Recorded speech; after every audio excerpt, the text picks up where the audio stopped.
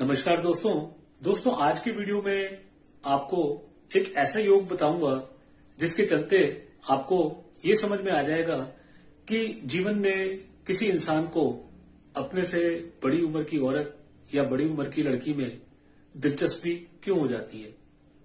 दोस्तों, इसके लिए आपने चंद्र कुंडली, लगन कुंडली और शुक्र कुंडली ये देखनी होती है।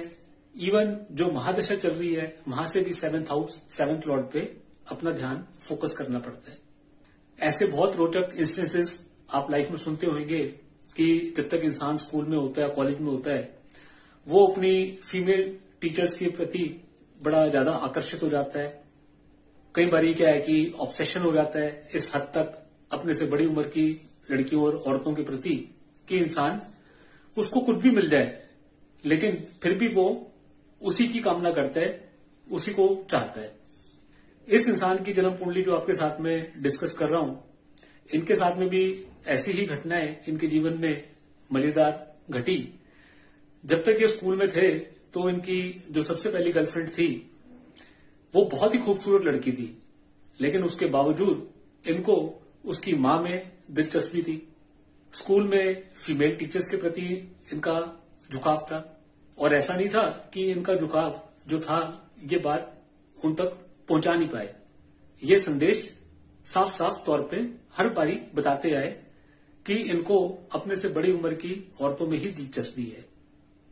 अब आप इनकी जन्म कुंडली से वो योग समझिए।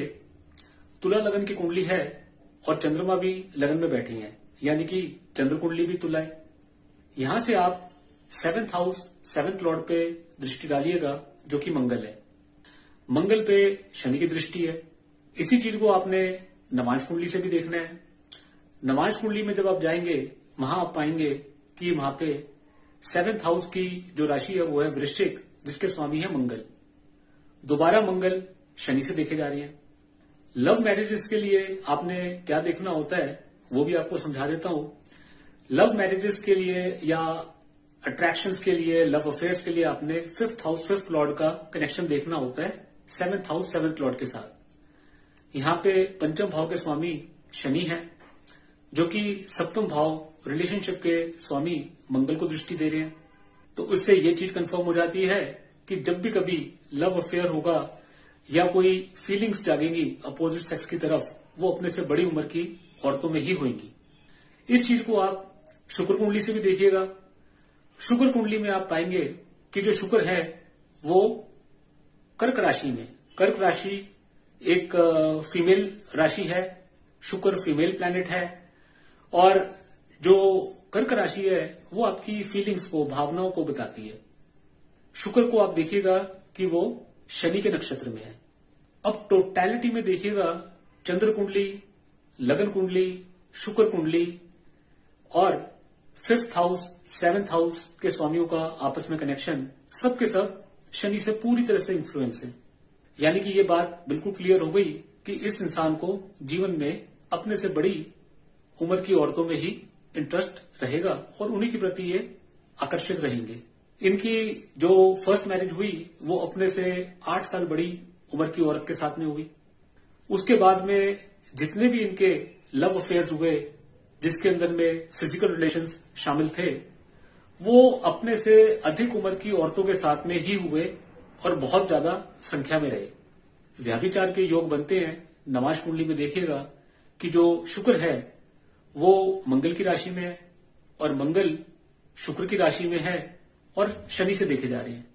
ऐसे के अंदर में इस चीज की वेरिफिकेशन हो जाती है कि फिजिकल रिलेशंस होंगे और अपने से बड़ी उम्र की औरतों के साथ ही होंगे। दोस्तों, जन्म कुंडली के अंदर में ये घटनाएं कब घट रही हैं, इसके लिए आपको महादशा भी देखनी बहुत जरूरी है। महादशा से जब आप देखेंगे तो वहां पे भी आपने 7th house 7th Lord, 5th house 5th Lord के रोल को देखना होता है। बृहस्पति की महादशा में इनकी शादी अपने से बड़ी उम्र की औरत के साथ में हुई। बृहस्पति से पंचम भाव में आप देखेंगे तो वहां पे शनि विराजमान है। बृहस्पति से सप्तम भाव जो कि रिलेशनशिप का होता है वहां पे शनि की दृष्टि है। नमाज कुंडली में आप देखेंगे कि बृहस्पति और शनि दोनों 12वें भाव में युति युक्त है, यानी कि 12वां भाव छुप के की गई शादी को इंडिकेट करता है। तो पहली शादी समाज से, परिवार से छुप के की गई, जो कि एक लव मैरिज थी अपने से 8 साल बड़ी उम्र की औरत के साथ। दोस्तों, मैं अपने हर वीडियो में ज्योतिष के ऐसे गूढ़ रहस्य आपके साथ में डिस्कस करता हूं, जिससे आपको जीवन की कई सारी अनसुलझी चीजें साफ साफ समझ में आने लग जाती हैं।